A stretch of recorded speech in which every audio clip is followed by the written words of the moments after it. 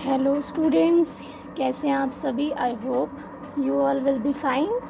चलिए, आज हम पढ़ेंगे rational numbers which is the first chapter of your book rational number.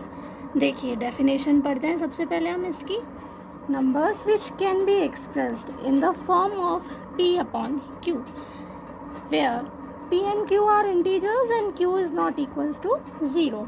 मतलब वो सारे नंबर्स जिन्हें हम p अपॉन q के रूप में एक्सप्रेस कर सकते हैं, मतलब लिख सकते हैं, उन सभी को हम रेशनल नंबर कहेंगे विद टू कंडीशंस।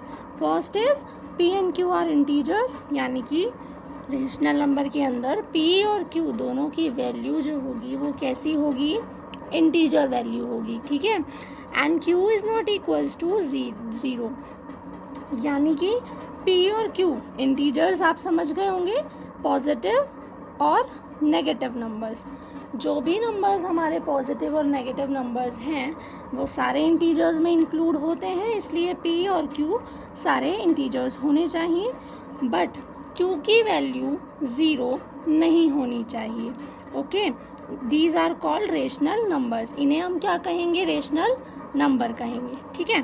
अब देखिए, रेशनल नंबर के बारे में कुछ फैक्ट्स हैं, उन्हें पढ़ लेते हैं हम। रेशनल नंबर में भी पॉजिटिव, नेगेटिव और 0। रेशनल नंबर की जो वैल्यू होगी वो या तो पॉजिटिव हो सकती है या नेगेटिव हो सकती है या फिर 0 भी हो सकती है। अब देखिए, यहाँ पे आप q से रिलेट नहीं करना 0 को, क्योंकि हमने कहा रेशनल नंबर को p बाई q के रूप में लिखते हैं। q जो है वो 0 नहीं हो सकता है, पर इस पूरे p बाई q की वैल्यू जो है, पूरे रेशनल नंबर की जो वैल्यू है वो 0 हो सकती है। अब देखिए, p indicates as numerator. p को हम क्या डिफाइन कर सकते हैं, न्यूमरेटर के रूप में, और q को हम डिनोमिनेटर कह सकते हैं। वैसे भी हम जानते हैं p अपॉन q, जब भी हम किसी भी डिजिट को अपॉन में लिखते हैं तो वो फ्रैक्शन हो गई, और फ्रैक्शन में p जो है वो न्यूमरेटर कहलाएगा और q जो है वो डिनोमिनेटर कहलाएगा। क्लियर है सबको। अब देखिए इसमें आगे, if p and q both have same like science, ठीक है, यानी कि अगर p और q जो आप ले रहे हैं रेशनल नंबर के अंदर, अगर वो दोनों सेम साइन या लाइक साइन के हैं, लाइक साइन का मतलब भी वही होता है सेम साइन के हैं, तो हम उन्हें क्या कहेंगे, they are called as positive rational numbers, यानी हम उन्हें पॉजिटिव रेशनल नंबर कहेंगे। और अगर p और q जो हैं उनकी वैल्यूज़ या उनके जो नंबर्स हैं वो अनलाइक साइन के हैं, then they are called as negative rational numbers, तो हम उन्हें नेगेटिव रेशनल नंबर कहेंगे। देखिए, here are some examples of rational number जिनसे आप और अच्छे से इसे क्लियर कर सकते हैं।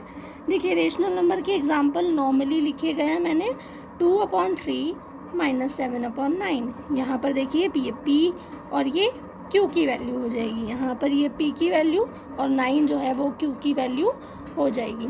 अब देखिए, इसमें ही मैंने स्पेसिफाई करने के लिए किया है पॉजिटिव रेशनल नंबर। अब देखिए, यहाँ पे दोनों साइन सेम है, प्लस साइन है, यहाँ पे दोनों नेगेटिव साइन है, यानी जब भी ऐसा होगा कि सेम साइन की वैल्यूज़ रहेंगी तो हम उन्हें क्या कहेंगे, पॉजिटिव रेशनल नंबर कहेंगे। और जब नेगेटिव रेशनल नंबर किन्हें कहेंगे हम, जिनमें एक साइन दूसरे साइन से अनलाइक हो या अनइक्वल हो, मतलब दोनों जो हैं वो सेम साइन नहीं होने चाहिए, ठीक है। तो ये थे हमारे रेशनल नंबर, इसकी डेफिनेशन थी। ओके, अब हम देखेंगे इक्विवेलेंट रेशनल नंबर्स। देखिए, इक्विवेलेंट रेशनल नंबर क्या होंगे। अब if we have a rational number and we multiply और divide it by any non zero integer, say m and n, they are equivalent to p upon q।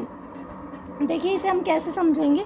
मान लीजिए हम कोई भी एक रेशनल नंबर ले लेते हैं, ठीक है, और अब हम किसी भी एक इंटीजर जो नॉन ज़ीरो हो, मतलब ज़ीरो को छोड़ के हम किसी भी और इंटीजर को लें और उस रेशनल नंबर के साथ या तो हम उसे मल्टीप्लाई कर दें और या उसे डिवाइड कर दें, ठीक है।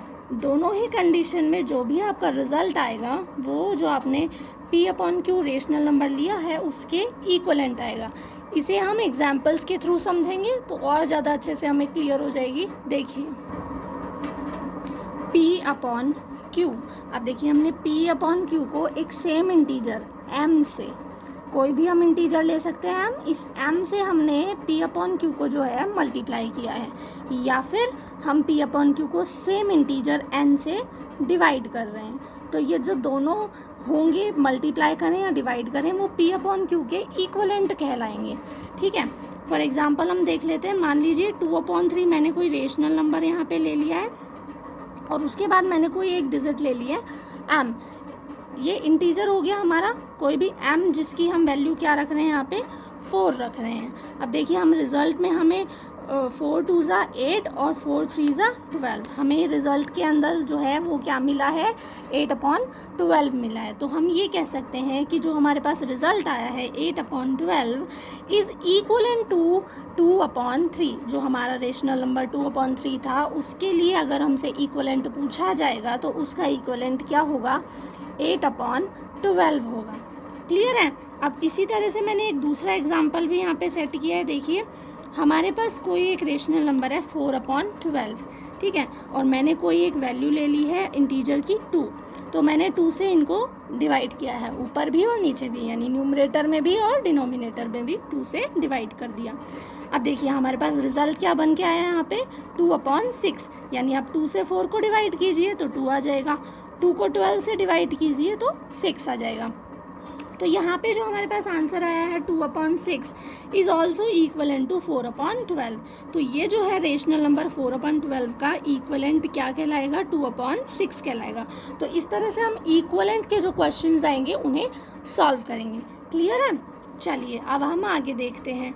आगे जो हमारे पास टॉपिक आ रहा है वो है एब्सोल्यूट रेशनल नंबर्स का। किसका है, एब्सोल्यूट रेशनल नंबर। देखिए एब्सोल्यूट रेशनल नंबर क्या होते हैं, पढ़ते हैं इसे भी। If a is any rational number then absolute value of a is written as mod a।